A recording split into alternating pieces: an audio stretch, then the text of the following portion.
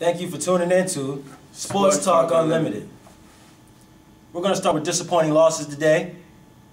Ravens versus the Jaguars, and it's supposed to be a landslide for the Ravens.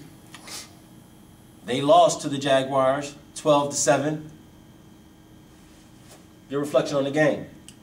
Well, I see it as the Ravens came out a little cocky, a little nonchalant as to they're gonna the other team was gonna roll over, give them the victory. I don't think they should have came out like that. The coaches seen they had a poor game plan, not enough rushes for Ray Rice, not enough touches. He only had 13 touches the entire game, and they only ran the ball 12 times as a team. That to me doesn't equal success for the Ravens and the team that they have. I agree. Ray Rice, definitely not enough carries, definitely not enough touches, period. 146 total yards for the Ravens offense. It's not going to cut it. Against the Jaguars, at that, I'm very disappointed. I definitely expected a lot more. Also, the thing that really, I guess, kind of surprised me was the fact that they still had a chance to win at the end of the game. Joe Flacco, with this Ravens team, that has been the question mark. Can Joe Flacco be the missing piece for that team? Can he be the quarterback to lead that team? Right now, I can't say that he is. Throw a late interception with the chance to win the game, to possibly win the game 14 or 13-12, 14-12, whichever way you want to put it. And he let the Ravens fans down, let the Ravens team down tremendously. Wow. I feel that the Jaguars played decent. Their defense played incredible. Very disappointing. We're going to move on to San Diego versus the Jets. San Diego, not heavily favored, but favored in the game against the New York Jets. They had the game in position to win. They were winning 21-10 going into halftime. They were held scoreless the whole second half. Your reflection on the game? Well, I feel that the Jets, they had a great game plan. They came in wanting to run the ball. Sean Green went for 112 yards rushing on 20 attempts. That's good. That's what the ground and pound Rex wants to play. And then once they got down to the red zone, take advantage of Plexico Burress finally, throw the ball up to the guy. He's taller than everybody else, and he has tremendous leaping ability. See it as the the Chargers, on the other hand, terrible outing. Vincent Jackson's hurt. You know that Antonio Gates is coming off injury. You have to be able to run the ball. 58 rushing yards for Tolbert and 39 for Matthews. You don't draft, he's a #1 draft pick. You cannot get 39 yards rushing. Well, Ryan Matthews had a finger injury. He came out the second quarter. Vincent Jackson, again, invisible. He may be hurt, but he played the whole game. Darrelle Revis did a tremendous job on him. He actually came away with another interception to make that 4 on the year. Wow. The San Diego Chargers, I'm not sure what happened to that firepower in the second half, but they didn't score the whole second half. Scoreless. The New York Jets, they played their New York Jets defense. The second half, they came out with the victory. Disappointing loss for the Chargers. We're going to go to the Raiders versus the Chiefs, stay in the AFC West.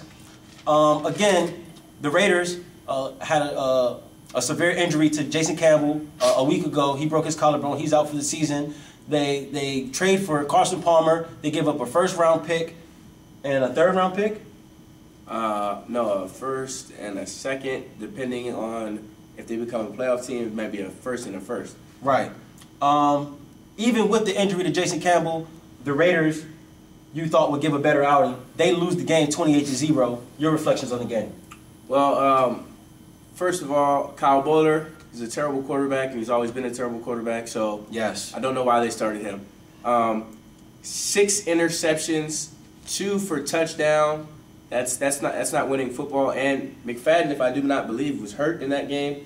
So the thing that you thought they had to be the stronghold of the team and the offense is the running game is McFadden, and then he got hurt. So I feel similar. McFadden, he got hurt. Michael Bush, he still ran for 117 yards. They moved the ball, but quarterback play, 6 interceptions. You have to be better than that. If Jason Campbell isn't Peyton Manning, you shouldn't go into a game and lose 28-0 to the Kansas City Chiefs just because of one player. This Raiders team is a very good team, offensively and defensively. They should have just threw Carson Palmer in from the jump if they were going to do that. Kyle Bowler, we all know, he's no better than a third-string quarterback. He shouldn't even be a backup for anybody. Disappointing loss for the Raiders. I thought definitely that the Chiefs had a chance, but that the Raiders would play a lot better. We're going to go to the Colts versus the Saints. 62-7. Your thoughts on the game? First of all, the Colts, you should be ashamed of yourself. So ashamed. 62 points? That looks like Alabama versus somebody else. Someone unrelevant. FCS West. Come on. That's terrible. I don't care if Peyton Manning's not playing. He hasn't played all year, but you don't give up 62 points. Ah, my goodness. The Saints, though, on the other hand, they had some solid statistics. The rushing game looked really well. Sproles is the turning point on this Saints team. Well, we got a segment for them. We got a segment for them. Okay. We're gonna keep the focus on the Colts right now. The Colts again, 62-7. You're in the NFL. These are grown men playing a kid's game. If you don't have enough pride to stop a team from scoring 62 points, you deserve to be undefeated in the loss column. There's not too much I can say. Obviously, you can understand that Peyton Manning is the most valuable player in the league. He's the most valuable player ever. Ever.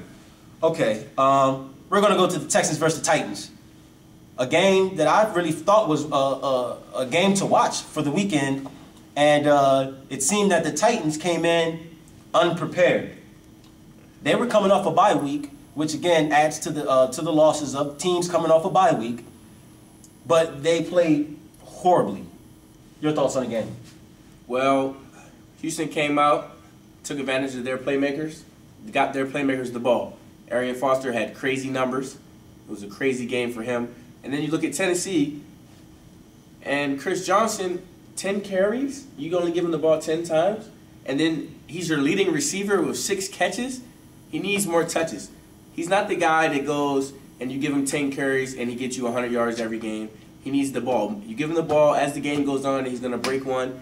That's how he gets his yards. That's how he gets his stats. Feed him the rock. Matt Hasselbeck, 104 yards. Terrible. 1 touchdown, 2 interceptions. You would believe at the beginning of the season that Matt Hasselbeck was going for a marquee year. He was distributing the ball very good to his receivers that aren't the best in the league. Kenny Britt, he got hurt. You knew that was going to stagnate the offense. But Nate Washington, Jared Cook, he even had a couple good games. Invisible. Chris Johnson, again, 10 carries, 18 yards, 6 receptions, 27 yards. That's ridiculous. The Titans defense, supposed to be one of the best in the league. Top 10, they gave up 518 total yards. Unacceptable. You're never going to win games like that. I'm so disappointed in the Titans right now. I'm not sure if they're on upset alert for the rest of the year. If you keep playing like that, can you win a game? They're going to play somebody that's worse than them, so they're going to get some victories. But give Chris Johnson the ball. Okay.